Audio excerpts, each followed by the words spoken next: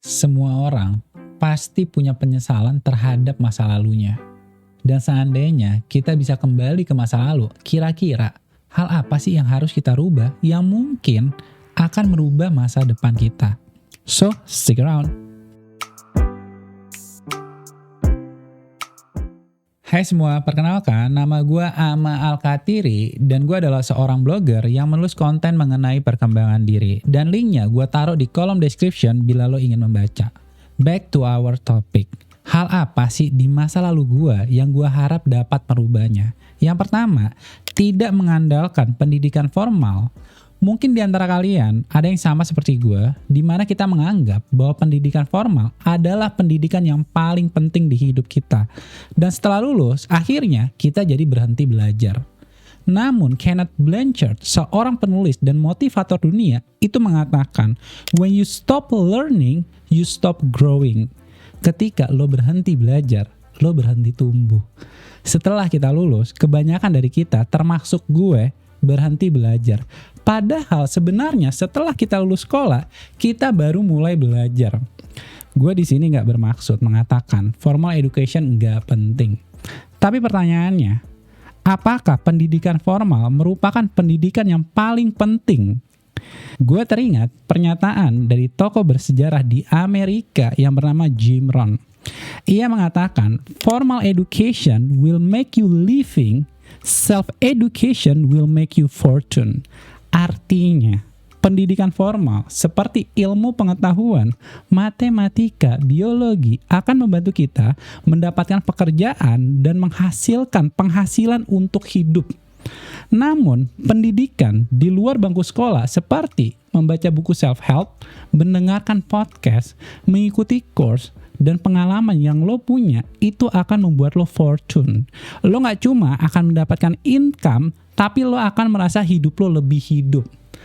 Hal yang gue sesali sampai saat ini, itu gue menganggap sumber pengetahuan di bangku sekolah itu satu-satunya sumber pengetahuan. Dan kenyataannya bro, gue cuma pakai paling enggak 20% dari formal education dan sisanya 80% itu adalah self-education. Hal yang kedua adalah tidak mencoba hal yang diinginkan. Banyak orang, termasuk gue, takut mencoba hal yang sebenarnya ingin kita lakukan. Gue selalu bilang, gue ingin memiliki channel YouTube udah beberapa tahun yang lalu. Tapi gue baru mulainya sekarang. Dan gue yakin di antara lo yang nonton, itu mungkin merasakan hal yang sama. Kadang, rasa takut ini muncul karena kita terlalu memikirkan pendapat orang lain.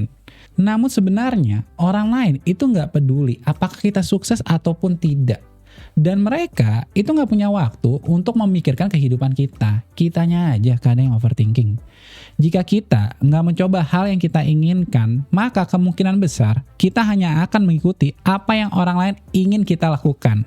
Ini mengingatkan gue pada pernyataan dari Robinson, seorang profesor ilmu pendidikan di Warwick University yang mengatakan 20 tahun dari sekarang kita akan lebih kecewa terhadap hal yang nggak kita lakukan dibanding hal yang kita lakukan.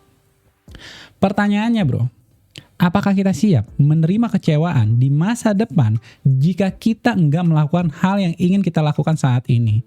Menurut gue iya. Itulah sebabnya gue memulai hal-hal yang gue ingin lakukan saat ini meskipun akan berakhir dengan kegagalan.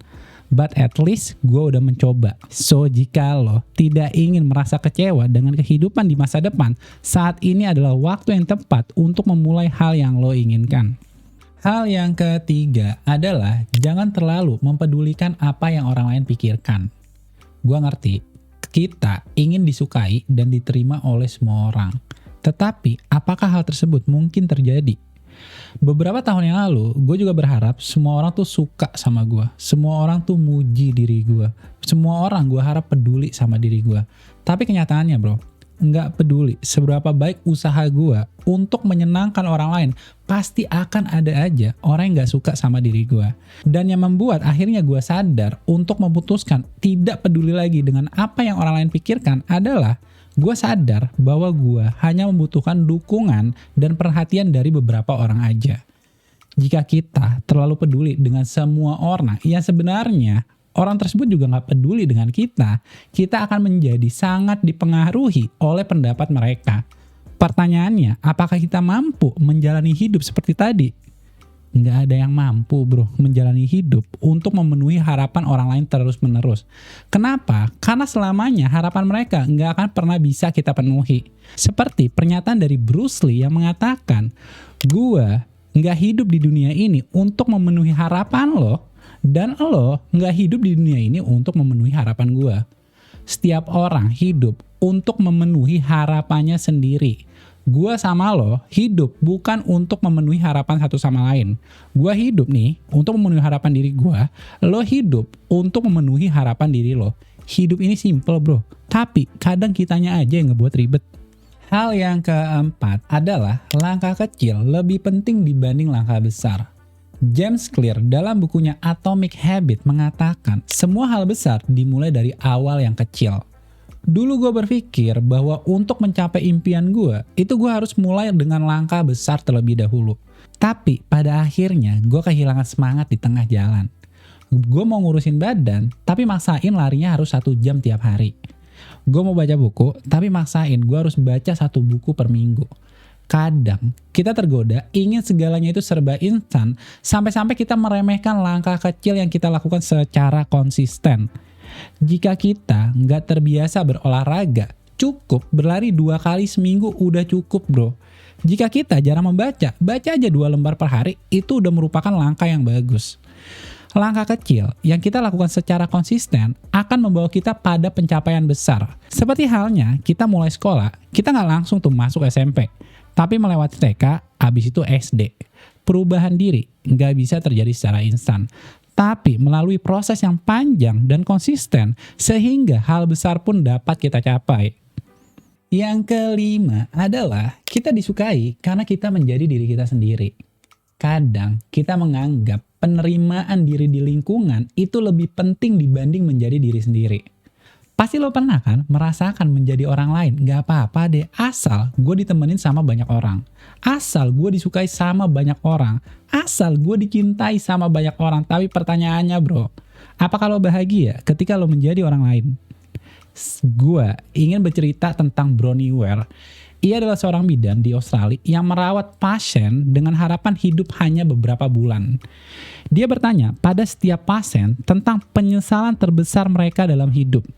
Banyak dari mereka mengatakan, mereka berharap memiliki keberanian untuk menjalani kehidupan sesuai dengan diri mereka, bukan hidup sesuai dengan harapan orang lain. Menjadi orang lain berarti kita menjalani kehidupan yang diharapkan orang lain, bukan hidup sesuai dengan harapan diri kita sendiri. Mereka yang menjadi diri sendiri mungkin akan merasa kesepian atau dianggap aneh oleh orang lain. Tetapi bro, menjadi jujur pada diri sendiri itu jauh lebih penting dibanding hidup dalam penuh kepalsuan. So, bila di antara kalian masih menjadi orang lain, pertanyaannya bro, mau sampai kapan kalian berbohong pada diri kalian sendiri? Dan apakah kalian bahagia hidup dengan penuh kebohongan? Coba sharing komentar kalian tentang hal ini. Terima kasih untuk kalian yang udah nonton video gue kali ini. Dan jika kalian ngerasa video ini bermanfaat, jangan lupa untuk di like, subscribe, share, dan juga komen. Gue harap 5 hal yang udah gue sharing itu dapat kalian jadikan pembelajaran sebelum kalian terlambat untuk memulainya. So, thank you once again. Gue Amal Alkatiri and I'll see you next time.